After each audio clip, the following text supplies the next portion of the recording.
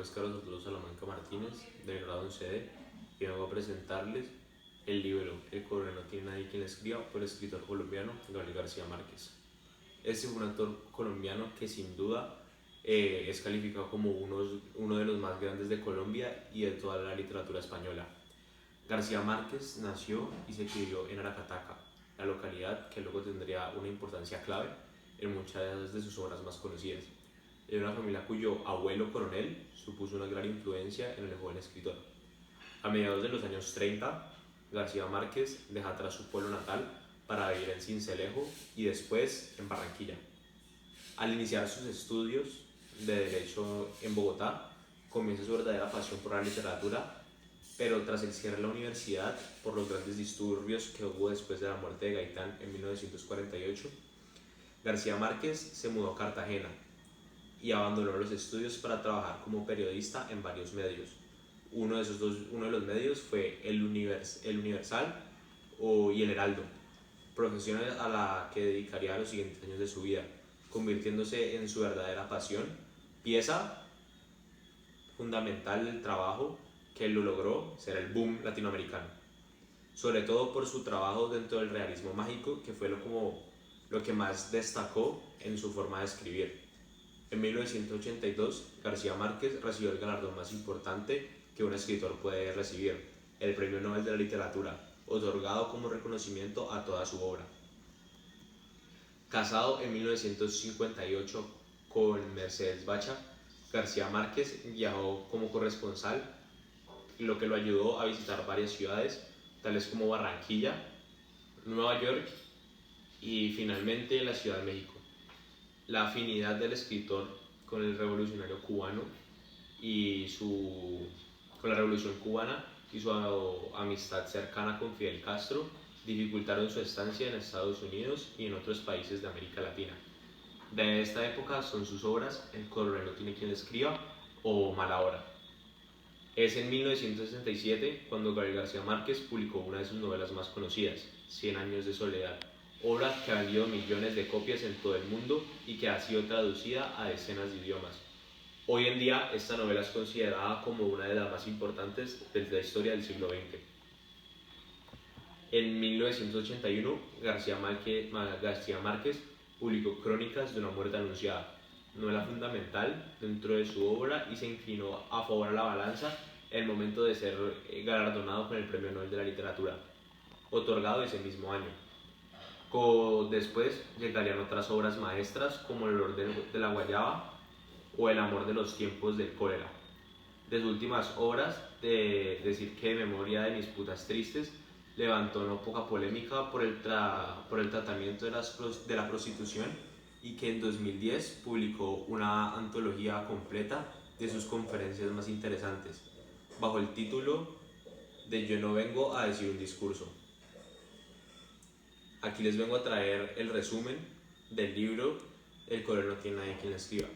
El coronel, el principal personaje del libro, es un veterano de la guerra de los 1000 días que sirvió a las órdenes de Aureliano Buendía. Vive junto a su esposa en una modesta casa en la costa colombiana. Desde hace 15 años espera que le asignen una pensión, a la que tiene derecho por haber servido durante la guerra civil. Es por esa razón todos los viernes va a la oficina de correos del puerto con la esperanza de que finalmente se le llegue con la notificación de la asignación de la pensión. Pero la situación económica del coronel y su mujer es muy mala y nada que llega la petición con la pensión, y apenas tienen para alimentarse. Además tiene un gallo de pelea que fue una herencia de su hijo Agustín, quien fue asesinado por repartir información clandestina unos meses atrás. En la alimentación del gallo, que es un poco más una condena, vale mucho más dinero de la alimentación de ellos, lo que se ven obligados a vender pocas cosas del valor que conservan para poder comer. Su esposa, sin embargo, lo convence de que lo mejor es hacerse de dicho animal.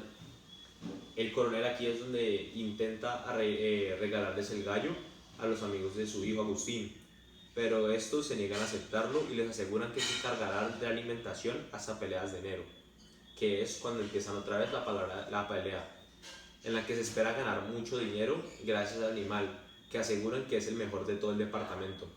No obstante, su compadre Don Sebas, que era el padrino de su hijo Agustín, que es un hombre muy rico, los más ricos del departamento, le aconseja que venda el gallo, pues le podría pagar hasta 900 pesos, y le comenta que tiene un cliente que podría estar interesado en comprárselo por 400. Hay un médico que es un hombre muy bondadoso y es el que trata a la esposa sin ningún cargo porque la esposa es asmática. El doctor, enterado de este negocio, persuade al coronel de la venta y le dice que no, porque Don Sebas se lo compraría en 400 pesos y más tarde él lo revendería por 900, lo iba a estafar.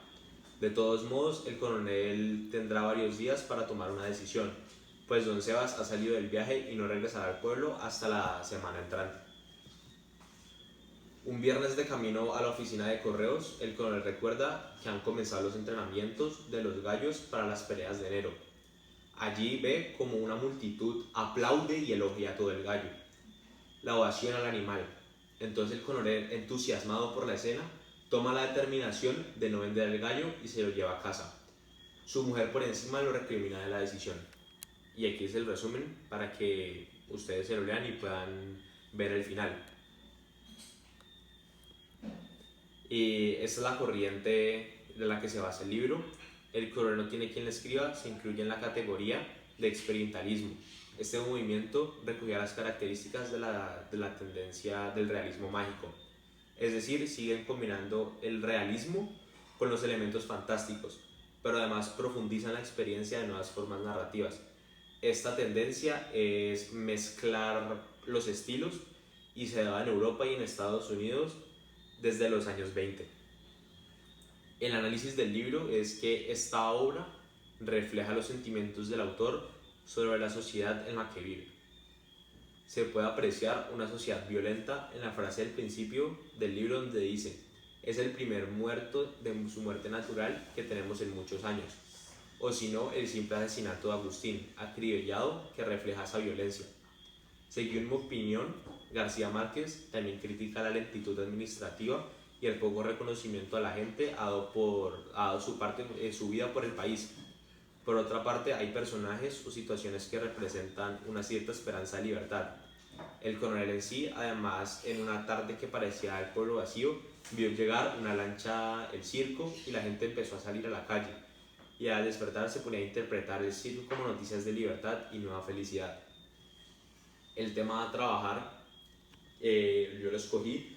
Era muy difícil saber cuál escoger porque habían varios, pero el que yo decidí escoger como para recapitular todos ellos es la corrupción. La corrupción se ve en dos escenarios muy importantes, que pues la corrupción como acobija la mentira y el engaño, que es lo que Don Sebas le quería hacer al coronel. Él quería estafarlo comprándole el gallo a 400 pesos y él poder revenderlo a 900, sabiendo que él era el padrino de su difunto hijo Agustín. Y también se puede ver en el momento en donde a el coronel lleva esperando 15 años por su pensión y nada que le llega, y eso lo lleva a una situación de extrema pobreza. La intertextualidad con la que puedo hacer este libro es con el pueblo Macondo, que aparece en la mayoría de los libros de Gabo. Señala que Macondo era el nombre de la hacienda Nuestra Señora del Espíritu en Aracataca, hacienda que es propiedad de Manuel Dávila García, ubicada sobre el río Sevilla, cerca del pueblo. Esto lo puedo hacer la similitud, ya que él nació en Aracataca y él se crió. Entonces toda esta hacienda y todos los sucesos que pasan en el libro los puedo relacionar, además de situaciones y personajes comunes como la Guerra de los Mil Días y el coronel Aurelio Buendía, que también viene de 100 años de soledad. Este pueblo, si bien es una alegoría de Colombia, luego pasa a ser de toda Latinoamérica. las situaciones y objeto de la intertextualidad del autor, es decir, la guerra liberal y el coronavirus, refleja la realidad de la historia política de todo el continente. Y ya, esa es mi oratoria. Muchas gracias.